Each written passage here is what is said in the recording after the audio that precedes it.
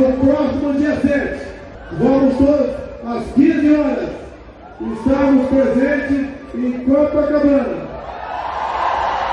onde vamos dar um grito muito forte, dizendo a quem pertence essa nação que o que nós queremos é transparência e liberdade.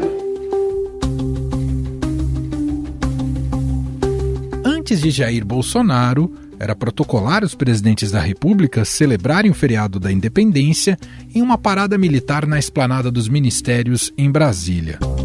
No entanto, o atual presidente vem usando essa data cívica nos últimos anos para convocar a sua militância para as ruas. Além do uso político do bicentenário da independência, nesse próximo dia 7, Bolsonaro quer mostrar força popular para confrontar o resultado das pesquisas que colocam seu oponente, Lula, à frente. Folha de São Paulo. Evangélicos repetem polarização e se divide entre Lula e Bolsonaro.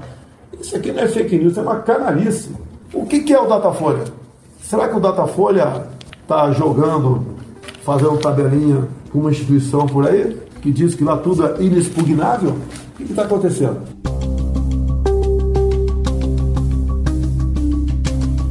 O governo federal pretende gastar cerca de 3 milhões de reais no desfile de 7 de setembro em Brasília, de acordo com o Ministério das Comunicações. Claro que existe o risco de acabar perdendo o eleitorado indeciso, caso essas manifestações se tornem ataques às instituições, como ocorreu em 2021.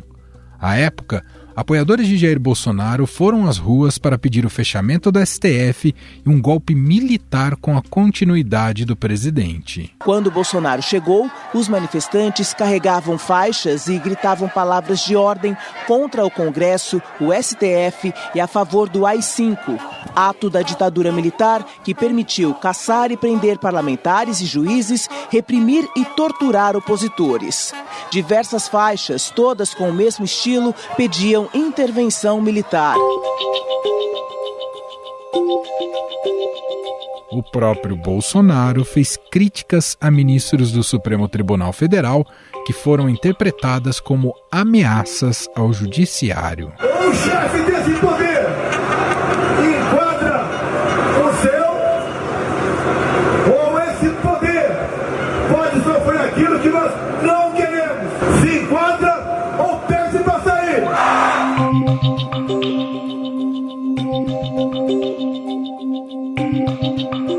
No entanto, o presidente afirmou em discurso de campanha em Vitória da Conquista, na Bahia, que não admitirá ações contra a democracia e a liberdade. Pode ter certeza, a nossa geração deixará história no Brasil. Não admitiremos qualquer ação contra a nossa democracia ou contra a nossa liberdade. Bolsonaro estará na praia de Copacabana, no Rio de Janeiro. Integrantes da campanha do candidato do PL dizem que o local vai propiciar um apoio popular maciço, pois no bairro há uma grande concentração de aposentados e militares reformados que vivem por ali, um público majoritariamente bolsonarista. Além disso, a campanha do presidente quer que as imagens do evento corram o mundo como demonstração de força popular do presidente. O Ministério da Defesa disse que, no Rio de Janeiro, haverá uma parada naval com desfile de navios militares na orla da cidade, ainda um show da Esquadrilha da Fumaça, salto de paraquedistas, apresentação de bandas militares e execução de salva de tiros. Um dos roteiros previstos da parada naval é que ela comece na Baía de Guanabara e passe pela praia de Copacabana. Em princípio, o desfile de veículos blindados, que estava previsto para ser realizado no centro do Rio, não deverá ocorrer e também não deverá ser transferido para Copacabana. O prefeito Eduardo Paes disse que o Exército informou que não vai desfilar na praia de Copacabana e nem no centro da cidade durante as comemorações do bicentenário da Independência no dia 7 de setembro.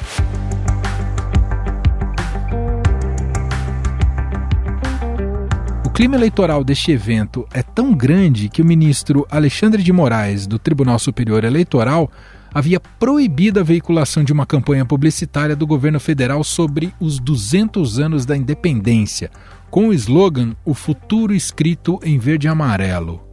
Mais tarde, Moraes retificou a decisão e estabeleceu que a propaganda não poderia citar o governo, apenas os ministérios do Turismo, da Defesa e das Relações Exteriores. Essa autorização do ministro Alexandre de Moraes não é 100%.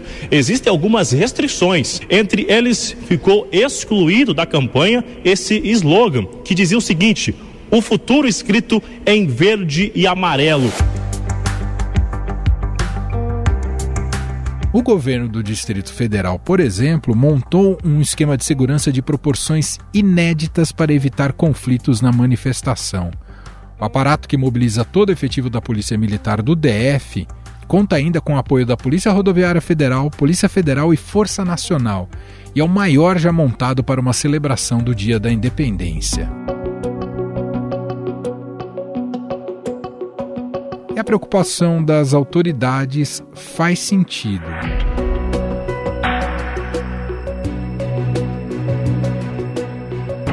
Mensagens que circulam em grupos bolsonaristas no Telegram e no WhatsApp espalham planos falsos de tentativa de assassinato de Jair Bolsonaro e de cassação à chapa reeleição para inflar os atos de 7 de setembro. Um usuário de um grupo bolsonarista no Telegram, com 32 mil membros, disse: "Preparem-se para a guerra". Um outro integrante de um grupo bolsonarista com mais de 60 mil pessoas escreveu: "Nesta guerra do bem contra o mal, o bem vence". Segundo o monitor de WhatsApp e de Telegram da Universidade Federal de Minas Gerais, que inspecionou as atividades de grupos de apoiadores do presidente nas duas plataformas entre 1º de junho e agosto, alguns desses conteúdos ainda dizem que a data será a última oportunidade de colocar o país no eixo.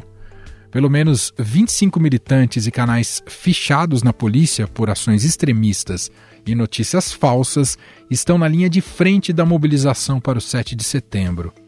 Para evitar o enfrentamento entre pessoas que apoiam Bolsonaro e as que apoiam Lula, lideranças de movimentos e partidos de oposição ao presidente concordaram que não devem tentar medir forças com os atos bolsonaristas de 7 de setembro. A orientação do PT é que a militância não vá às ruas, nem mesmo a militância dos partidos aliados que compõem o bloco de apoio à chapa Lula-Alckmin. Claro, há uma preocupação especial com a segurança da militância, com o confronto direto com os bolsonaristas. Há uma mobilização para que esses grupos façam o seu protesto contra Bolsonaro no dia 10 de setembro. No dia em que se comemora a independência, Lula estará na região norte do país, onde participa de atos com apoiadores, principalmente no Pará. Já Ciro Gomes, do PDT, cumpre agenda em São Paulo, onde visita o Instituto Alana e conversa sobre temas ligados à infância e adolescência. Simone Tebet, do MDB, estará em Porto Alegre participando de eventos ao lado do candidato ao governo do estado, Eduardo Leite. Afinal, o que esperar desse 7 de setembro? Ele poderá ser um divisor de águas na campanha eleitoral para presidente?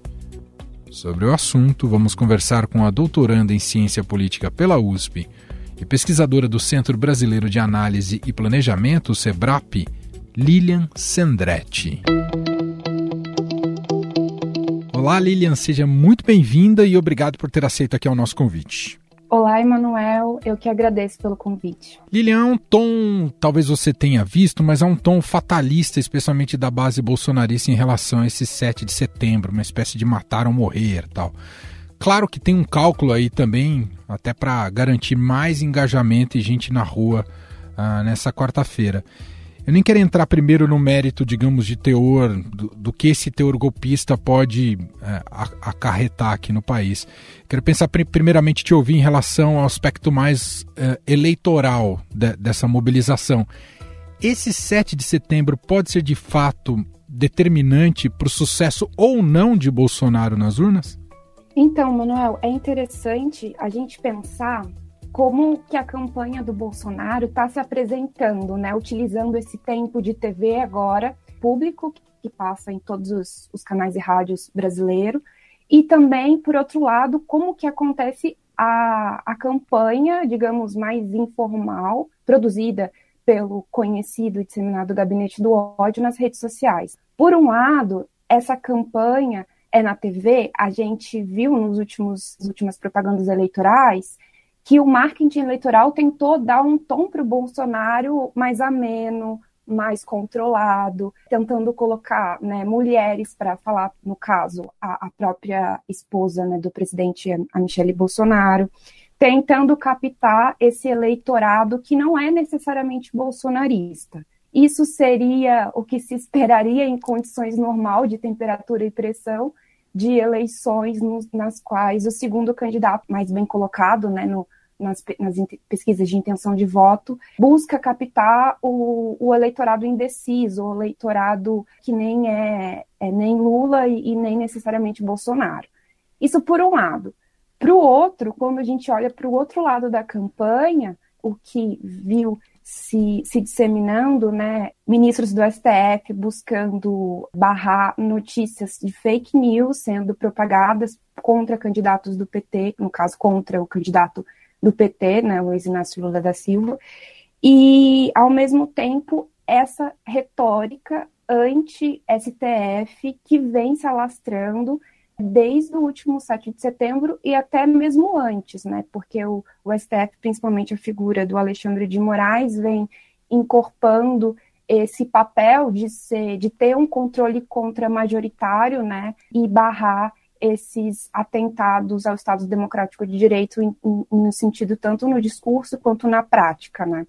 Do ponto de vista da eleição, eu acho que esse 7 de setembro, primeiro é importante dizer que o 7 de setembro do ano passado já havia esses rumores de tentativa de verniz democrático, quando nos atos foram chamados artigos da Constituição, tentando dar um tom de legalismo, embora a gente saiba que, no final das contas, na verdade, uma retórica de bastante verniz democrático, que na verdade coloca uma inversão moral do que significa a democracia e de que significa a liberdade de expressão, né? Porque não existe liberdade de expressão que seja antidemocrática, que pregue o fechamento do Congresso, ou que pregue o fechamento de instituições, ou que ataque poderes da República.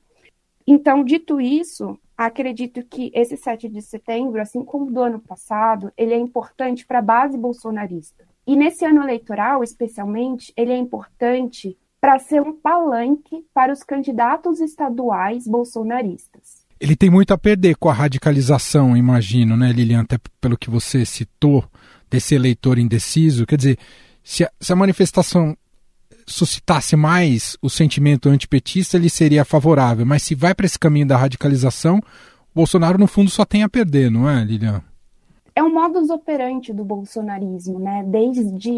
Desde o primeiro ano que ele se tornou de fato presidente, em 2019, a gente tem visto manifestações nas ruas com a mesma simbologia, bandeira nacional, bases sociais parecidas, né, carros de som que são ligados a grupos religiosos, carros de som que são ligados a grupos militares, ou não necessariamente militares, mas que apoiam, mas sobre o que o Bolsonaro tem a perder ou a ganhar, né, como você disse.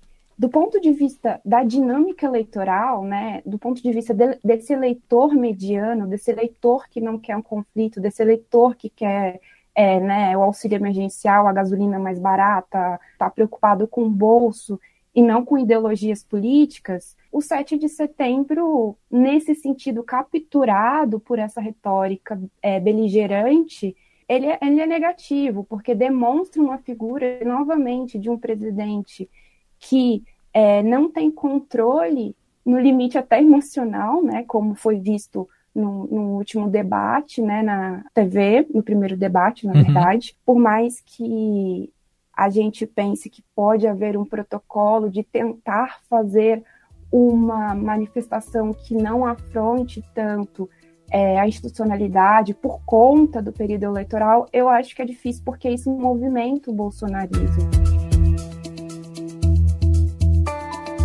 E Lili, entrando mais no mérito desse caráter golpista da manifestação do 7 de setembro e sempre esse fantasma de um rompimento institucional, o risco disso ser reavivado nessa quarta-feira é real ou a sociedade civil e até as instituições ao longo do tempo, ao longo do mandato do Bolsonaro, especialmente no último ano, elas já deixaram claro que isso não vai mais prosperar?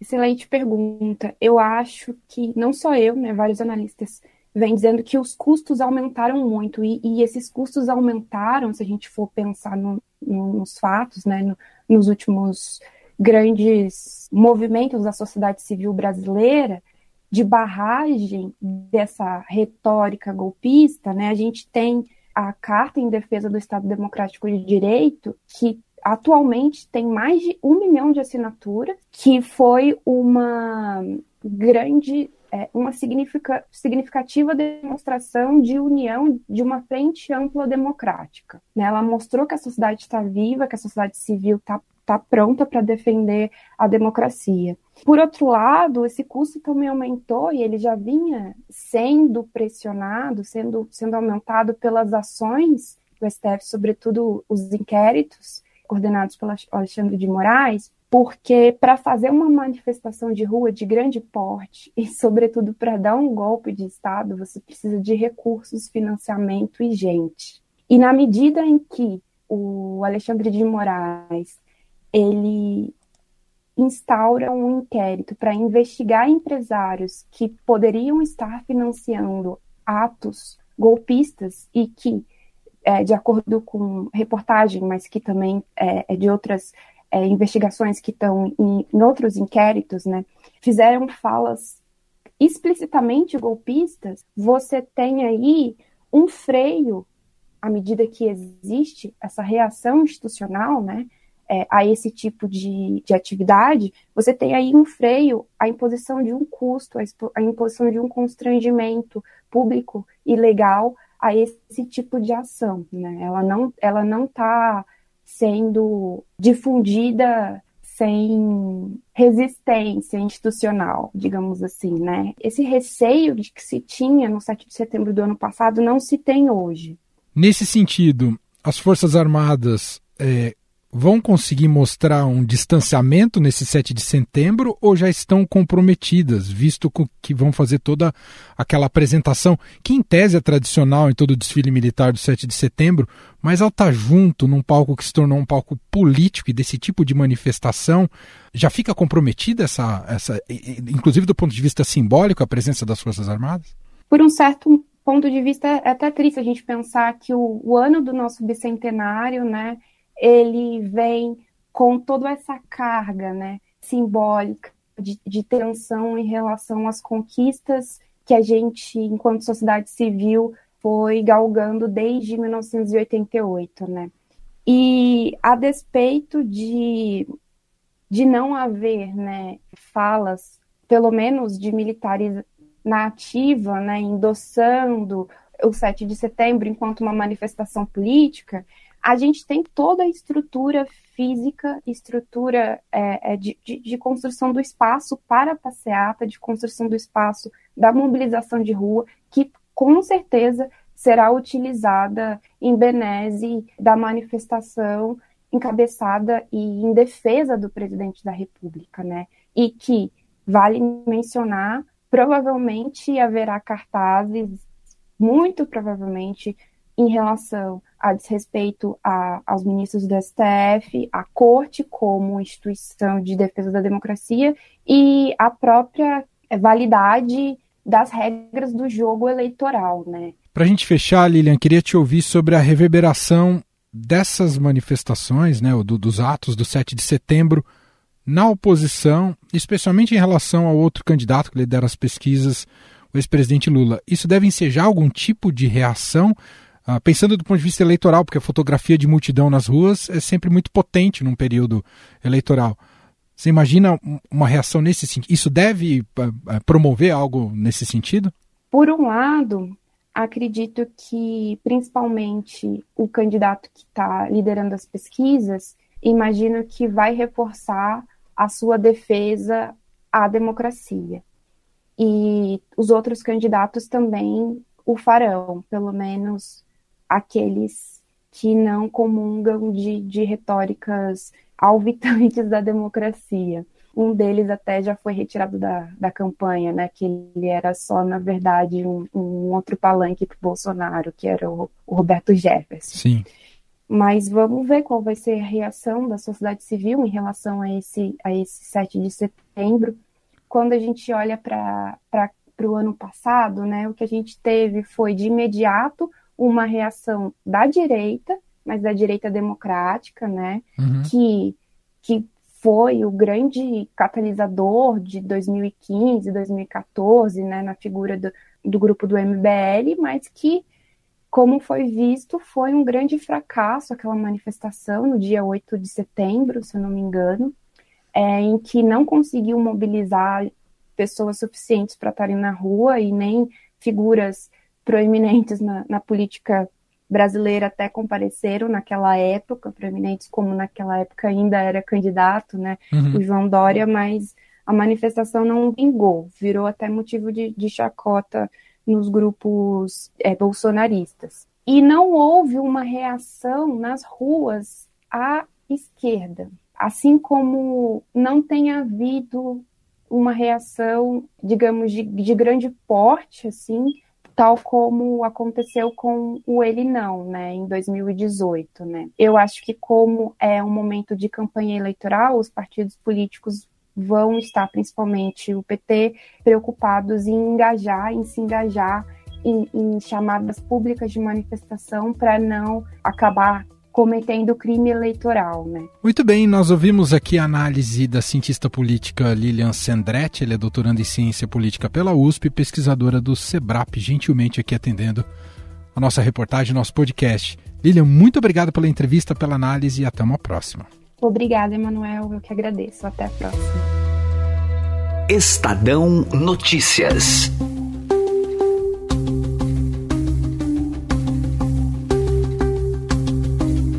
E este foi o Estadão Notícias de hoje, terça-feira, 6 de setembro de 2022. A apresentação foi minha, Emanuel Bonfim. Na produção, edição e roteiro, Gustavo Lopes, Jefferson Perleberg, Gabriela Forte e Letícia Pili. A montagem é de Moacir Biasi. O nosso e-mail é podcast@estadão.com. Um abraço para você e até mais.